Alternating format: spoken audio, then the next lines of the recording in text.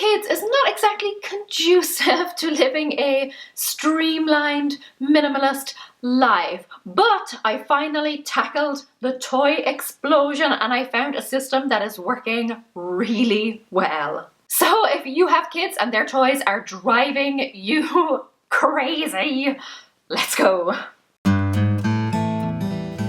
Hi guys, it's Laura from How to Get Your Shit Together, and I help busy people get organized, get motivated, and get the toy clutter under control. In this video, I am sharing my toy decluttering and storing process, as well as the system that has been working really well for months now. And I am going to show you what it looks like today.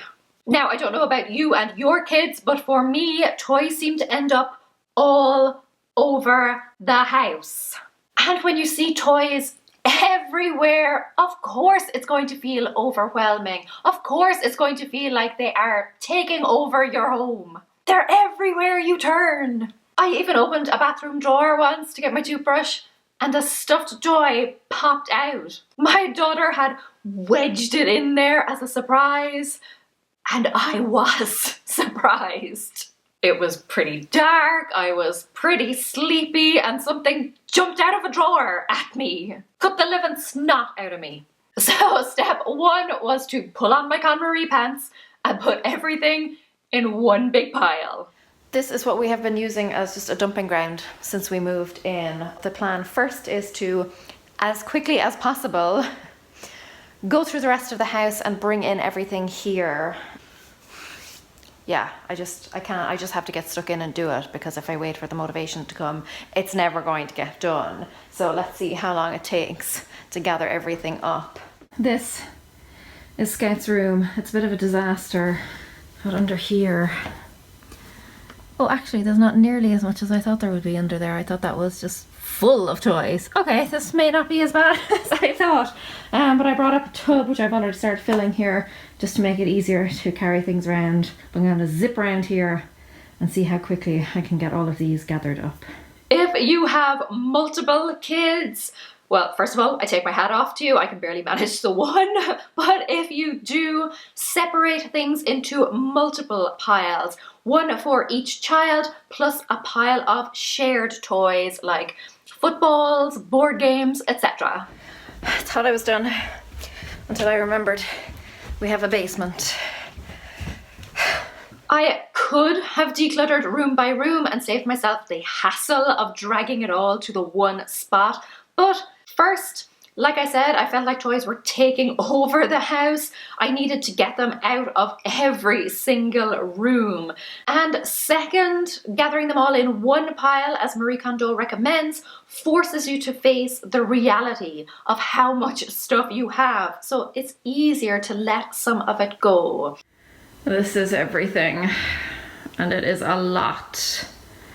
And these shelves in here have books on them. They're hers, and these ones over here are mine.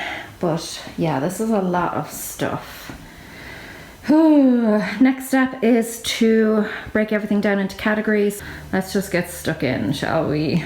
This is where I made a terrible mistake. I do recommend subcategorizing for several reasons. First, it helps you to see how much of each thing you have, and that will give you a much clearer idea of how and where you can store that thing. That will also save you a lot of hassle if you need to buy some form of storage solution. You won't end up buying something that's too big or too small or just doesn't quite work for what you want. Second, when you store the same type of item together, you'll know where everything is, and more importantly, your child will know where everything is. So no more endless searches around the house for the hat that goes with that doll or whatever. And third, it will be easier for your kid to clean up because they will know where everything goes.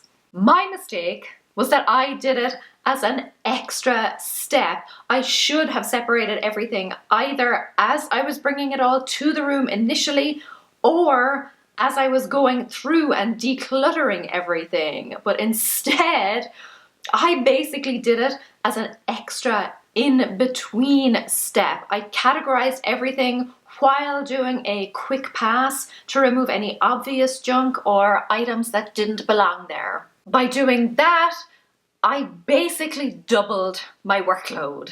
I ran out of time that first day and had to go back over everything in their categories a few days later. And I ended up getting rid of stuff that I had already spent time trying to decide which category it fit best into. It was a total waste of time and energy. Lesson learned. It's like 2 or 3 days later. I don't know. I spent about 3.5 hours separating everything out into categories.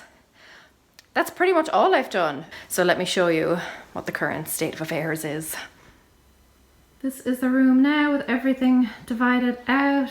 So here's just games, kind of games that we play together as a family. Some blocks, she doesn't have too many of those. All this stuff right here is kind of dolls and people and houses, cars, trains, that kind of stuff.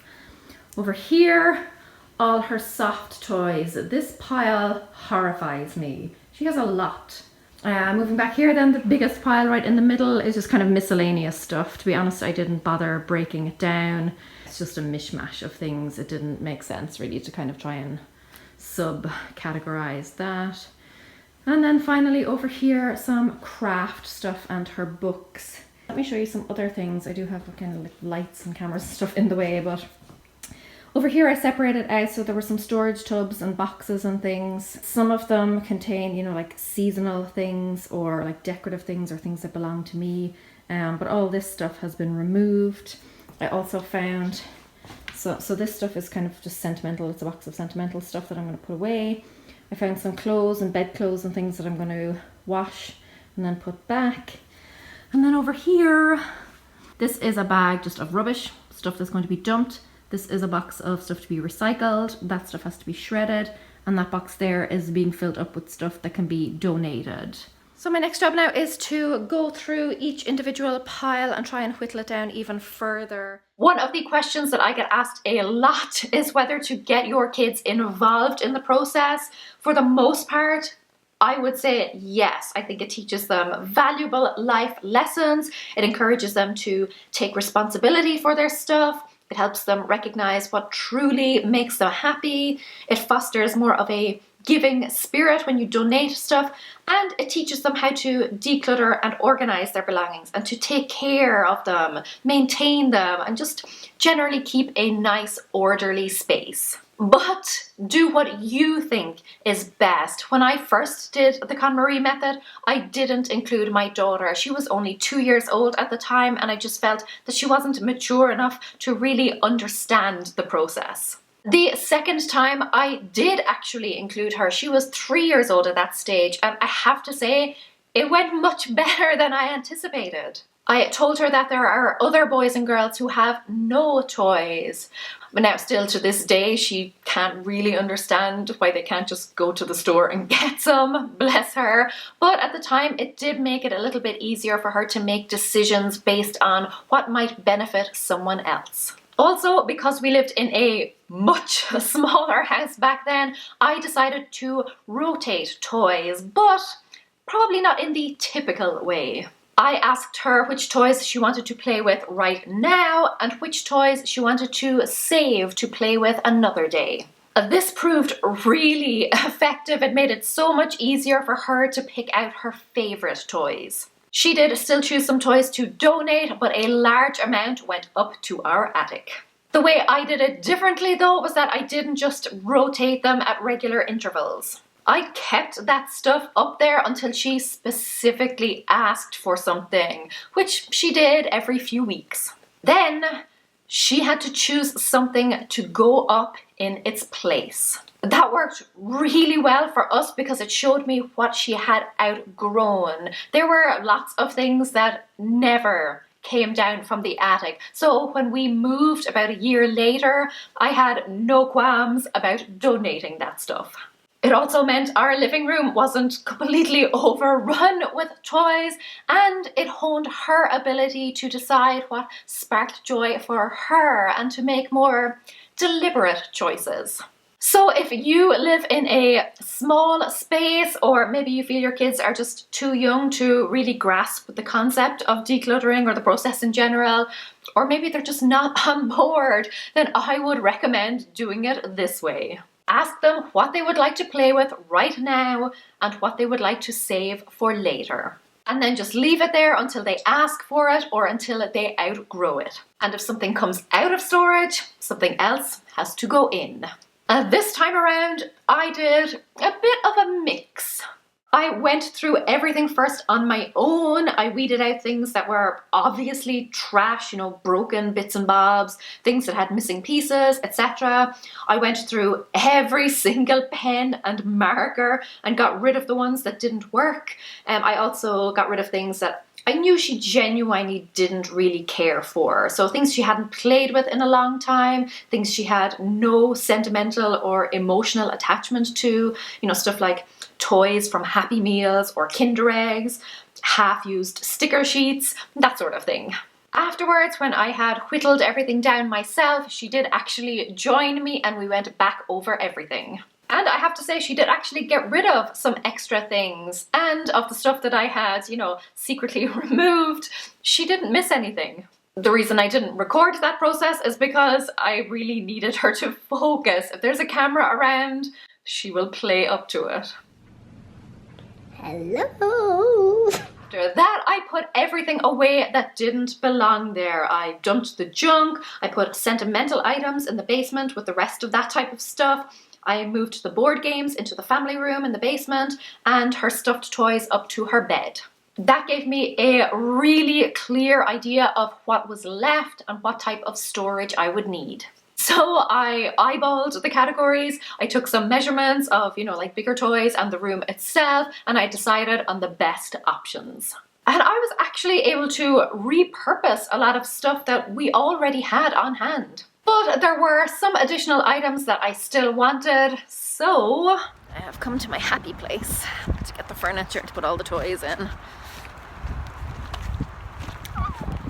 Might be here for a while. Place is rammed. As well as buying some small containers and boxes for the shelves, I got a new desk for her and a little play kitchen. This was the final result. Ta-da! This is what their room looks like now, and I am so happy with it. I'm going to give you a tour, show you where everything is. I've moved the chair and the footstool and the lamp right here so that I can kind of sit and read or just watch her play. I've rolled a mirror in here. Her little rocking horse is right here. And then her kitchen, which was a nightmare to put together, but here it is. She had a whiteboard, so I just stuck a little fun menu on top and these little fake flowers. Because it didn't come with pots and pans, I just gave her one of our mini little frying pans. She had a little checkout, I popped that in here, and then she had some other play food, and I popped that in there. So that's what the kitchen looks like. Then just a little shopping trolley with some larger things, like wands and swords and water guns and things like that. And then this, I'm so in love with this. On the top I put just the bigger stuff that wouldn't really fit in any of the baskets. And then let me show you how I have it organized. So this should make it really easy for her. And these little boxes here, this one I have animals. This one has kind of doll accessories, little outfits and shoes and small bits of furniture, things like that. This tub here, I'll pull it out, has little people in it. So little princes and princesses and shimmer and shine and Shopkins and all that sort of stuff. It's in there. This is from IKEA, as well as those containers. This is just her little castle. So I'll slip that in there. Over here then, blocks. Here is kind of miscellaneous stuff. So this just has random bits of slime and small little games and things. And then underneath is a tub with just all her bowls in it. This is the bigger one that I couldn't fit into the tub. And this one is also miscellaneous. Got some ponies in here. It's a picnic basket, and this is one of those things where you dress up the people. And then the baskets. So this one has all her dolls and doll accessories in it. That's that one. Again, really easy for her to just pull everything out and then throw it all back in. Vehicles, cars, trains, princess carriages. This one is kind of dress up stuff. So there's like crowns and hats and a doctor's uniform and bag. Again, all in one place. And finally, this one is kind of crafting stuff. So stamps, Play-Doh, coloring pencils, and then a little tub that has, you know, like scissors and glue sticks and things like that in there. Coming around here then, these I just left down here. They're kind of larger drawing pads and things. And then that's just for leaning on. And this is her desk. We already had the chair. I bought a desk pad just to kind of keep this clean if she's doing any painting or anything. And I also bought file folders. So on this one I have just coloring books and coloring pages. And then this one back here has notebooks and random bits of paper and things. And then at the front then I just put like little pencil cases and things that wouldn't fit in. And then markers and pens. So that is her new desk set up. And then behind us, we've got her little chair. That's just for her dolls. And her books. And then at the top I just have her S for Scout and some little pictures of her. It is now 3 months since I did that, and I want to show you how the space looks today, to show you how easy it has been to maintain. Apart from dusting and vacuuming in there, I do zero clean up. Scout does everything. I also don't let her pull out all the stuff at once. If she is finished playing with something, then she has to put it away before she can get anything else out. So this is what it looks like today, 3 months later, no tidying on my part.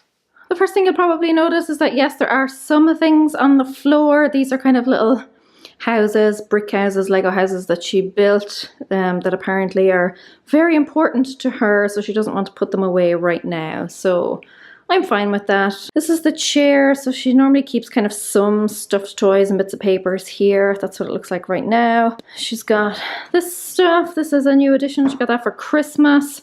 That ball should be away, but it's just sitting out. That's the kitchen then. So she got some pots and pans and little bits and pieces for that. And then this is the unit, because she knows where everything goes. You know, like all the blocks go here, so she knows to put those back. But yeah, everything looks pretty much as it did. She still just like dumps all her cars and stuff in there. It's great for her. Like, she doesn't have to worry about, you know, like lining them up nicely or anything. Just throw them in, job done. She knows where all her cars and trains and stuff are. Probably the messiest area is her desk.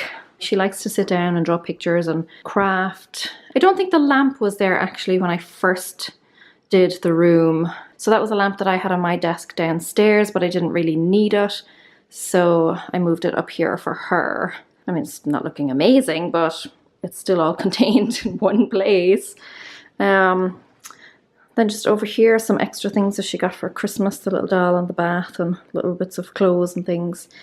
Her books are looking a bit messy, but again, they're all still on the shelves. So for now, that's all I'm really concerned about. So yeah, this is a realistic view of how this room looks on a day-to-day basis. She's 5 years old, but the fact that there are baskets and bins and things makes it really easy for her to clean up. She can just dump all of the stuff back in at the end of the day. Takes her a minute or two, part of her evening routine. I am very impressed with how well this system is working for us. And there you have it. If you want more declutter with me videos, then click here. Or for more KonMari tips, click here. Until then, go raibh míle maith agaibh, agus feicimid sibh sa glua. Slán.